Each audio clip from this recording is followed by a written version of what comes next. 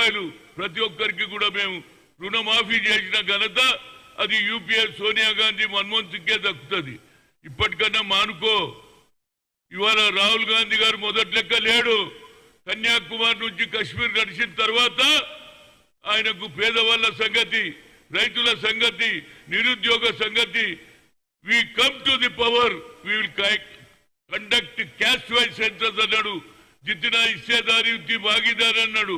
50% ceiling కూడా ఎత్తేస్తా అన్నాడు 9th schedule నుంచి తీసి. అలాంటి పార్టీ వల్ల దానికి మరో కొత్త మాట, వీళ్ళు వస్తే వీళ్ళు రిజర్వేషన్లకు వ్యతిరేకం అంటే ఏమిరా బాబు? మేము వ్యతిరేకం. 10 ఏళ్లలో నేను 3 సార్లు కలిసిన ఎంపీలతో క్యాస్ట్ వైజ్ సెన్సస్ చేయలేదు, ఒక సెపరేట్ మినిస్ట్రీ చేయలేదు. ఇవాళ మేము అన్నదాన్ని కూడా అబద్ధాలు చెప్పి రాహుల్ గాంధీ అంట రిజర్వేషన్లకు వ్యతిరేకం అంటాడు. ఎక్కడ వ్యతిరేకం బాబు? రాహుల్ గాంధీ తప్పనిసరిగా పార్లమెంట్ అపోజిషన్ లీడర్ గా బిల్లు పెట్టినప్పుడు యావత్ భారతదేశంలో ఎంతమంది ఎంపీలు ఉన్నారో మద్దతు ఇస్తారా లేదా తెలిసిపోతుంది. నువ్వు అనుకుంటున్నావు ప్రతి ఒక్కరు కూడా ఇవాళ బీసీలకు న్యాయం జరగాలి, ఎస్సీలకు న్యాయం జరగాలి, బాబాసాహెబ్ అంబేద్కర్ రాసిన రాజ్యాంగం నడవాలి అని చెప్తుంటే నువ్వు తుంగలో తొక్కి ఇవాళ తుక్కుడే కాంగ్రెస్, కరప్షన్ కాంగ్రెస్.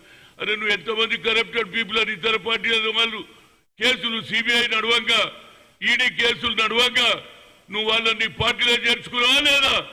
మమ్మల్ని అంటావు కరప్టెడ్ అని. నీ ఎంపీలు ఎంతమంది కరప్టెడ్ ఉన్నారో తెలుసా నీకు? టీడీపీలోకి వెళ్ళి తీసుకున్న వాళ్ళను ఇవాళ వాళ్ళని జాయిన్ చేసుకున్నప్పుడు అప్పుడు కరప్షన్ గుర్తిరాదా? కనుక ఏదైనా నరేంద్ర మోడీ ఎక్కడ చూసినా రాహుల్ గాంధీతో భయపడిపోయి, ఎక్కడ చూసినా రాహుల్ గాంధీని కించపరిచేటట్టు, ఏదో అమెరికా లేదో రిజర్వేషన్లు వద్దన్నట్టు అన్ని అబద్ధాలే. ఎన్ని రోజులు అబద్ధాలు చెప్తావా నరేంద్ర మోడీ గారు?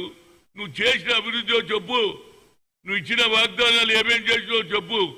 కనుక తెలంగాణలో కూడా సోనియా గాంధీ డిక్లరేషన్ కానీ, రాహుల్ గాంధీ గారు Kanyakumari come to the power, we'll conduct caste wise census, జిత్నా హిస్సేదారీ ఉత్తి భాగీదారి అన్న వ్యక్తికి ఇవాళ మేము రిజర్వేషన్లకు రాహుల్ గాంధీ వ్యతిరేకం అంటాడేమినా? ఎక్కడ వ్యతిరేకం? మీరు వ్యతిరేకం.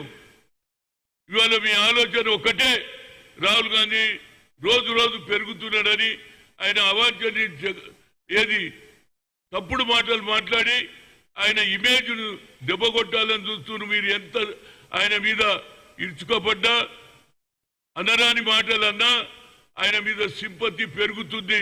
రాహుల్ గాంధీ దేశంలో వాళ్ళ నాన్న కానీ వాళ్ళ నానమ్మ కానీ దేశానికి త్యాగం చేసిరు, అది మర్చిపోవద్దు. తప్పనిసరిగా ఇక్కడ కూడా ఇవాళ ఆర్ కృష్ణ లాంటి ఎంపీ కూడా కలిసి మహేష్ కుమార్ గౌడ్ కలిసి మా పూర్తి సహకారం అన్నాడు. దాంతోపాటు కులగన జరగాలన్నాడు, బడుగు బలైన వర్గాలకు న్యాయం చేయాలని కోరిండు.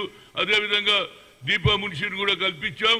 తప్పనిసరిగా రోజు రోజు బడుగు బలైన వర్గాలంతా కాంగ్రెస్ వైపు ఆకర్షిస్తుండని లేనిపోని మాటలు ఆఖరుకు గణపతి పూజలో కూడా బయటకు వచ్చి మాట్లాడడం తుక్కుడే కాంగ్రెస్ కాదురా బాబు, కరప్షన్ కాంగ్రెస్ కాదు. నీది తుక్కుడే.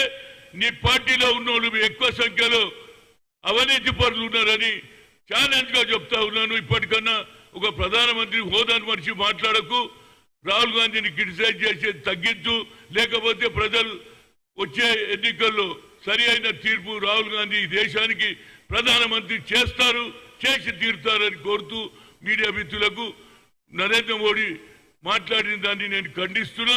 తుక్కుడే కాదు, తుక్కుడే సర్కార్ మన ఇప్పటికన్నా అబద్ధాలు చెప్పేది బంద్ చేయండి. రాహుల్ గాంధీ రిజర్వేషన్ కావాలంటుండు, క్యాస్ట్ వైజ్ సెన్సస్ కాకుండా ఎక్స్రే అన్నాడు. కింది స్థాయిలో ఎస్సీ ఎస్టీ ఓబీసీలు ఏ విధంగా బతుకుతున్నారు, మైనార్టీస్ అని అన్న ఏకైక వ్యక్తి ఈ భారతదేశానికే దిక్సూచి బడుగు బలైన వర్గాల నాయకుడైన రాహుల్ గాంధీని ఎవరు విమర్శించినా వచ్చే ఎన్నికల్లో తప్పనిసరిగా రాహుల్ గాంధీ విజయం సాధించి ఇండియా కూటమి గెలుస్తుంది. రాహుల్ గాంధీ దేశానికి ప్రధానమంత్రి అయి తీరుతాడని మీడియా ద్వారా చెప్తున్నా. Thank you.